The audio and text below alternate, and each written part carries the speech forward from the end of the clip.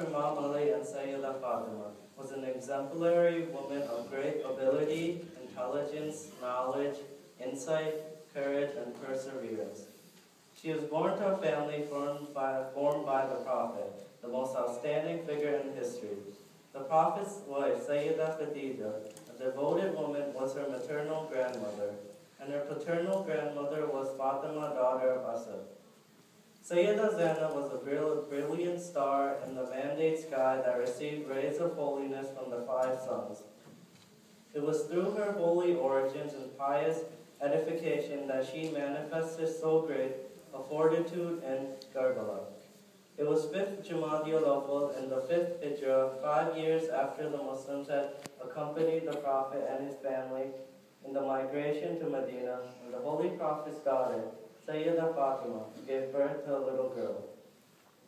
When her father, Imam Ali alayhi salam, saw his daughter for the first time, Imam Hussein, who was then almost 3 years old, was with him. The boy exclaimed in delight, "O father, Allah has given me a sister." At those words, Imam Ali alayhi salam began to weep. And when Imam Hussein asked why he was crying, his father answered that he would soon come to know. Sayyidah Fatima and Imam Ali did not name their child until a few days after her birth, for they awaited the Prophet's return from a journey so that he could propose the name. When finally the baby girl was brought before the Prophet, he held her in his lap and kissed her. The angel Jibreel came to him and conveyed the name that was to be hers. Then the Prophet named her Zainab, which means embellishment of the father. She had barely attained the tender age of 7 when her beloved mother passed away.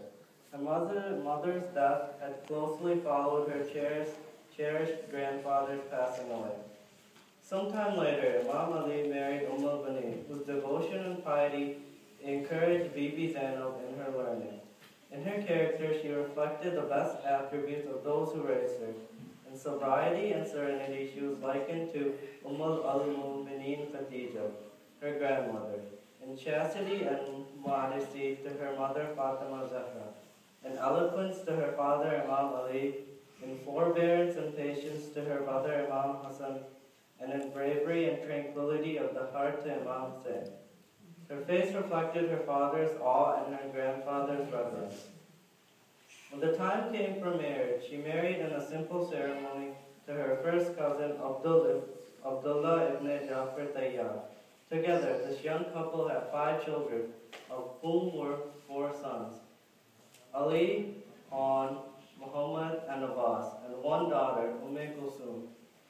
Bibi Zainab is the shining sun in the history of Islam and of humanity.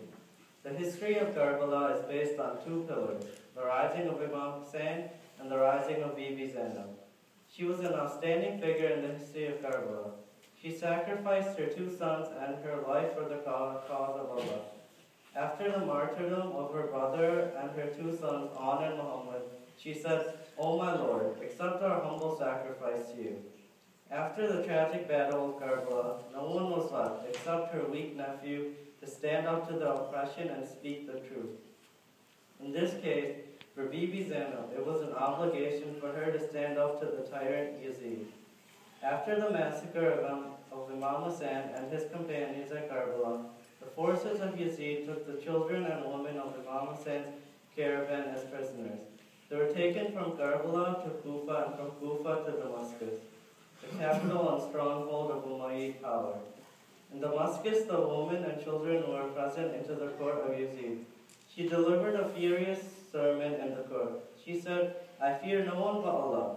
Make whatever evil plot you can. Blazes are waiting for you. O Yazid, do you think that by making us prisoners in such a way that we are being taken from one place to another in humiliation, you think that by this you have humiliated us in the sight of Allah and have earned respect for yourself?" She said, "O Yazid, practice any tricks you can and do anything that you think would vanish Islam. But you should know that you cannot eradicate our message, path, and memory.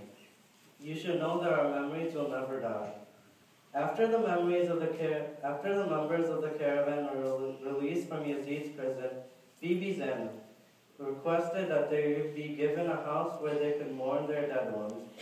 Here she conducted the first majlis. Later, when she returned to Medina, she continued to narrate the tragedy of Karbala to the people of Medina and devoted the rest of her life to the remembrance of Imam Hussein. Bibi Zainab was a lady of knowledge, bravery, and patience. She gave religious teaching to the women of her time. She helped keep the memory of the tragedy of Karbala alive. She died on 15th Rajab in Damascus, or in some narrations, she died on 16th Zulhaj in Damascus. Her burial site is one of the most popular sites visited. Roze pe Mustafa ke udasi se chahi hai, kumbe koko ke Zainabe naushad aayi hai, rokar pukari nana ye faryad aayi hoon, मैं छोड़कर हुसैन को जंगल में आई हूँ। सल्लल्लाहु